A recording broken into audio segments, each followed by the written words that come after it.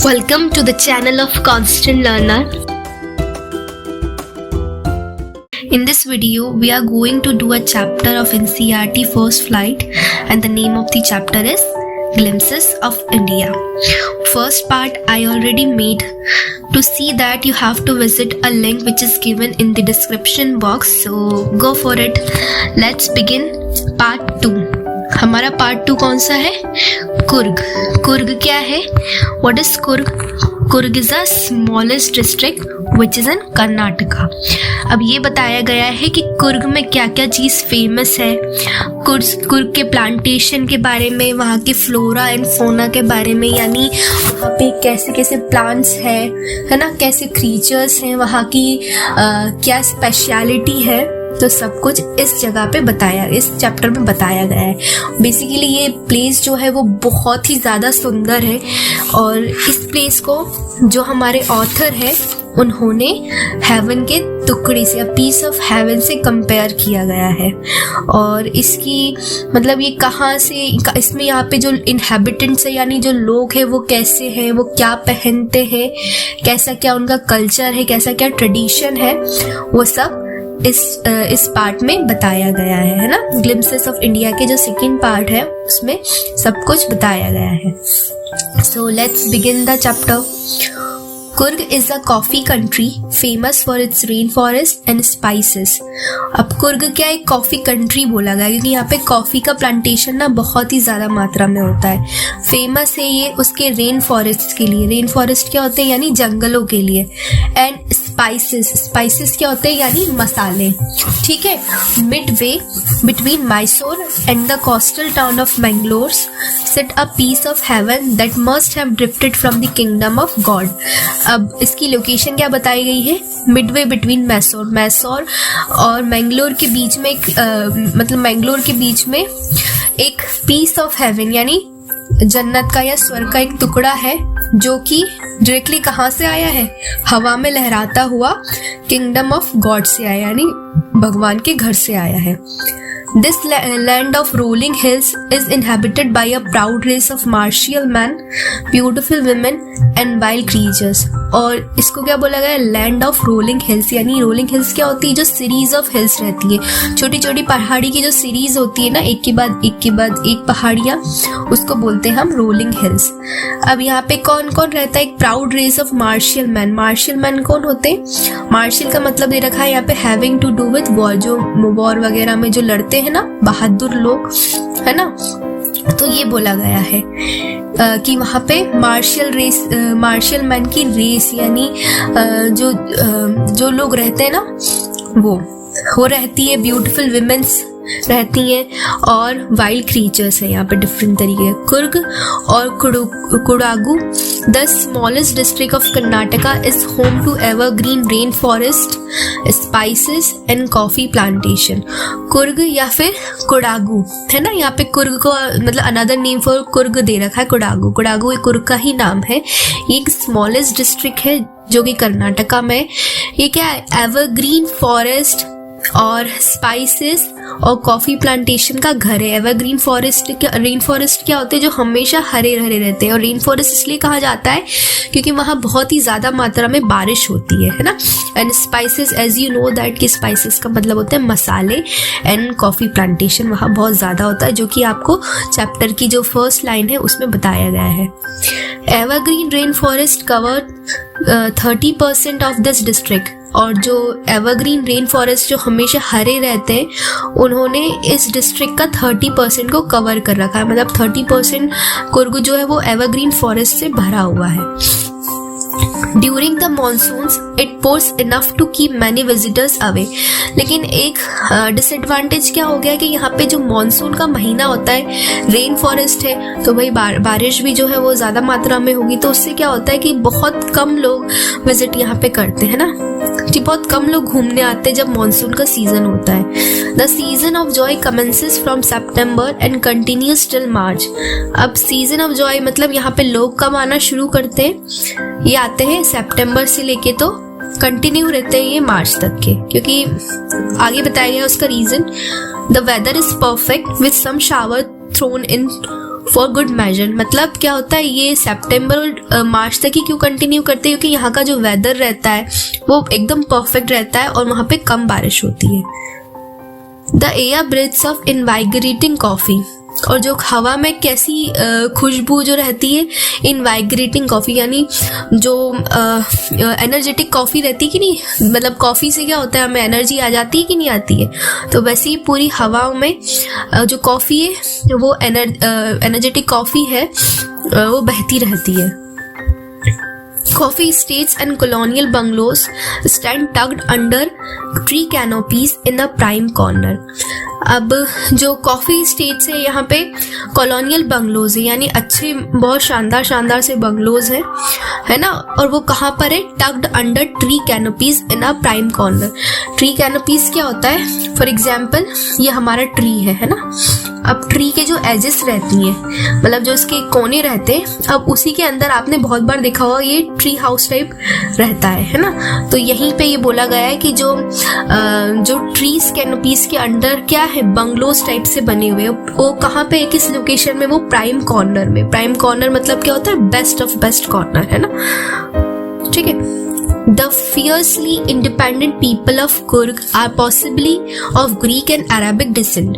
और जो fiercely independent यानी जो हाईली लोग रहते हैं ना, हाईली स्टेटस वाले लोग, उनको क्या बोला गया कि वो possibly ग्रीक और अरब के डिसेंडेंट है, यानी ग्रीक और अरब उनके पूर्वज रह चुके हैं, मतलब उनकी जनरेशन ही है ग्रीक और अरबिक्स की।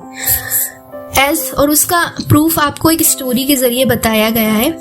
As one story goes, a part of Alexander's army moved south along the coast and settle here where return become impractical. अब क्या बताया गया कि जो अलेक्जेंडर की जो आर्मी थी, जो कि साउथ और कोस्टल एरिया का मतलब सेटल डाउन हो गई थी, वहां से गुजर रही होगी, या फिर वहां से गुजर रही होगी साउथ एरिया में से, तो कुछ एरिया में जाके वो सेटल हो गई होंगी, है ना, मतलब रुक गई होंगी, वहीं पर सेटल हो गई होंगी, और उनका जो कुछ सर्कमस्टांसेस की वजह से उनका वापस जाना इम्पॉसिबल हो गया था, है ना, तो वहीं के रह गए थे। These people married amongst the locals and their culture is apparent in the martial tradition, marriage and religious rite which are distinct from the Hindu mainstream.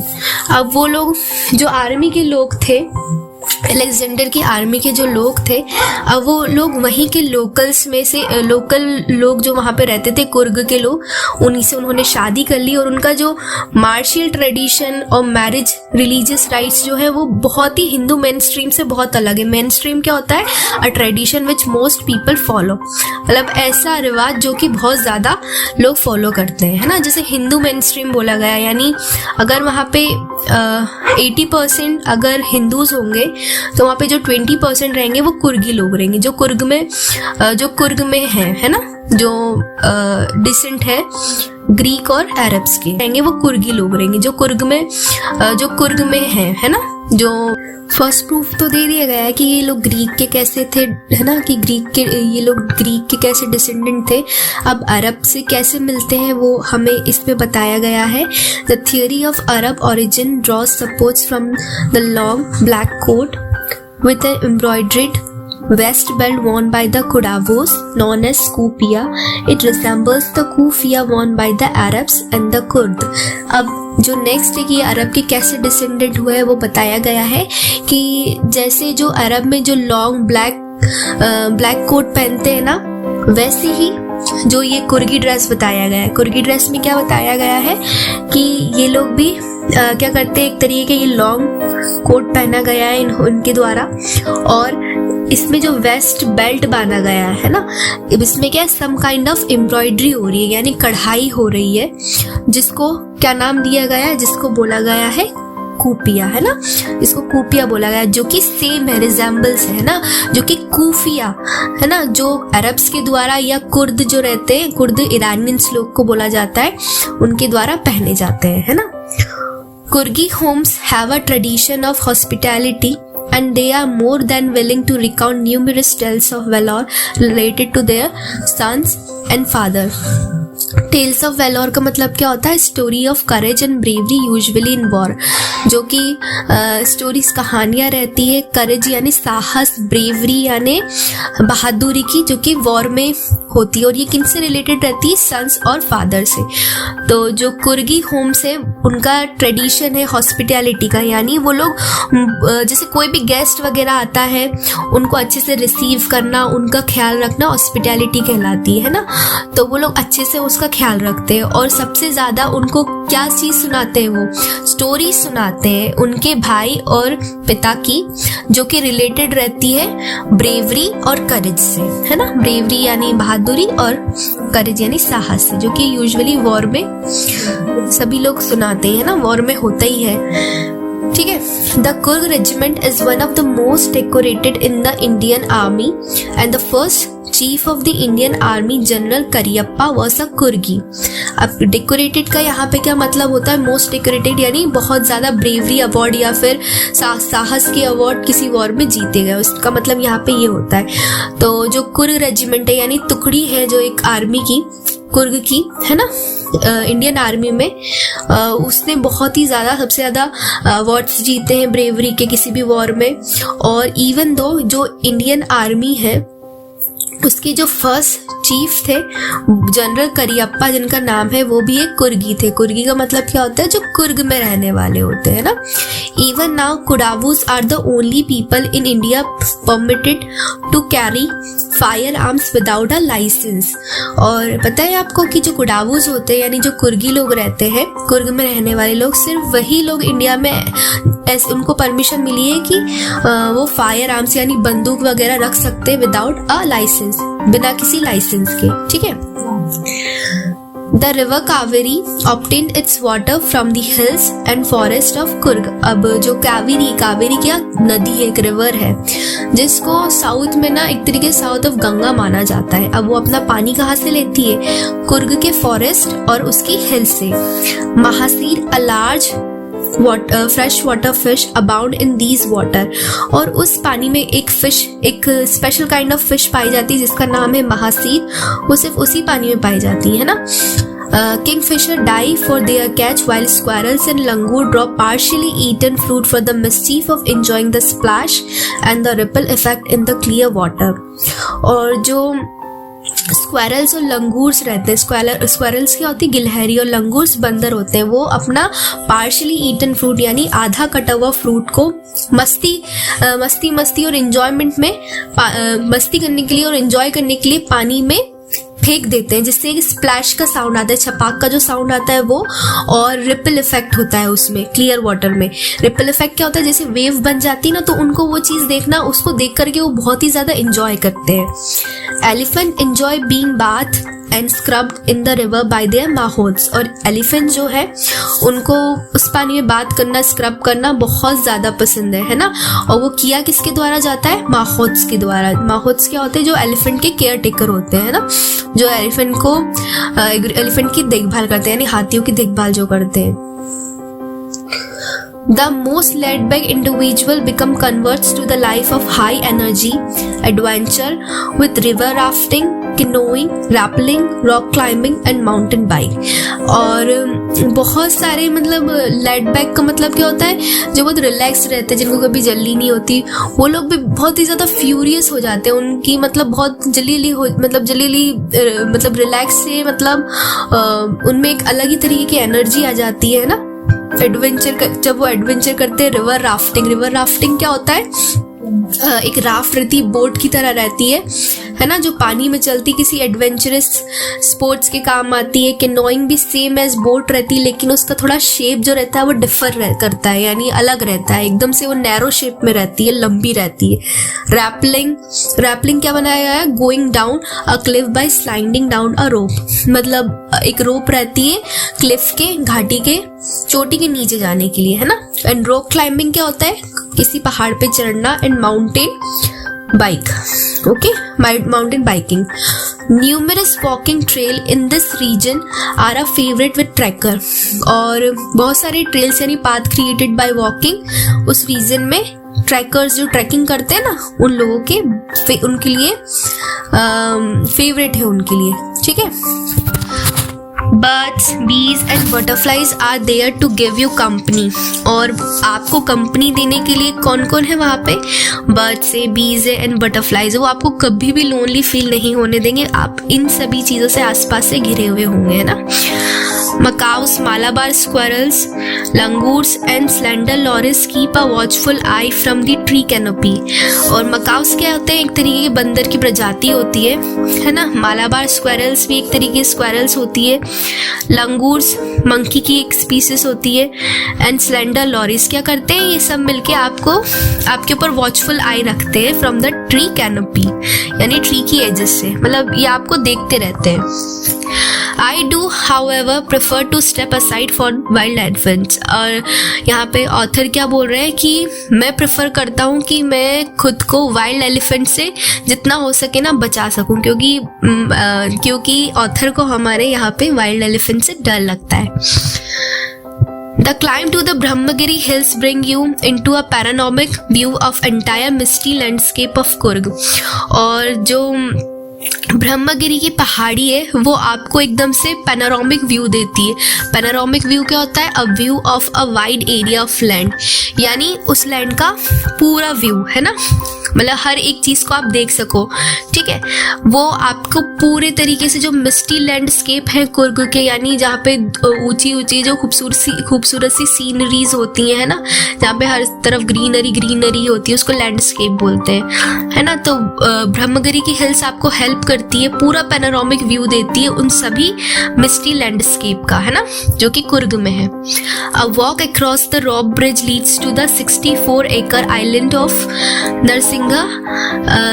नरसिंघाधामा, है ना। और जो रॉक ब्रिज की होती है, जो सस्पेंशन ब्रिज होते हैं, जो उमूमन हाई एल्टीट्यूड इलाकों में रहते हैं ना ब्रिजेस, ठीक है, वो आपको 64 एकड़ में फैला हुआ नरसिंघामा आइलैंड तो वहाँ के लोग बोलते हैं, हालांकि वो आइलैंड नहीं है, एक सिंपल सी जगह है।